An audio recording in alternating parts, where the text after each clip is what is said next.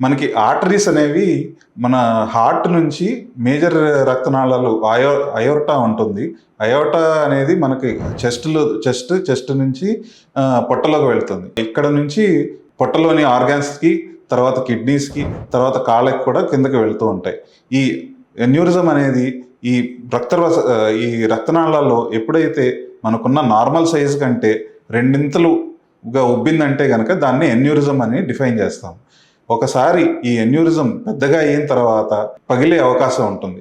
ఈ పగిలిన తర్వాత మనం దాన్ని ట్రీట్ చేసుకోవడం చాలా కష్టంగా ఉంటుంది. ఎందుకంటే ఒకసారి బ్లడ్ లీక్ స్టార్ట్ అయిందంటే పేషెంట్ కొలాప్స్ అవడం, డెత్ అయ్యే అవకాశాలు చాలా ఎక్కువగా ఉంటాయి. సో ఈ ఎన్యూరిజం అనేది ఐడెంటిఫై చేసుకోగలిగితే దాన్ని ట్రీట్ చేయడం అనేది చాలా ఇంపార్టెంట్. ఎన్యూరిజం ప్రాబ్లంకి ఎక్కువ లక్షణాలు ఉండవు, ఎందుకంటే అవి నెమ్మదిగా పెద్దగా అవుతూ ఉంటాయి.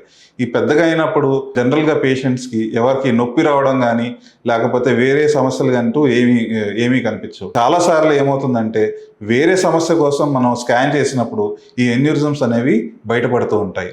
ఈ బయటపడినప్పుడు మనం దాన్ని జనరల్గా ఏం చేస్తాము అంటే సైజ్ ఎంత ఉంది అని చూసుకోవడానికి ఒకసారి సిటీ స్కాన్ చేస్తాం.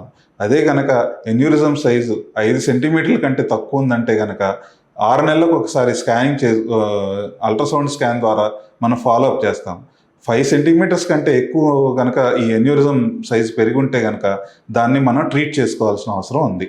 మెడ్ ప్లస్ లో అదే మెడిసిన్, అదే క్వాలిటీ, మార్కెటింగ్, డిస్ట్రిబ్యూషన్, ఇంకోటి అంటూ వీళ్ళకి అదనపు ఛార్జీలు ఉండవు. అందువల్లే 50 to 80% డిస్కౌంట్ లో మనకు అందిస్తున్నారు.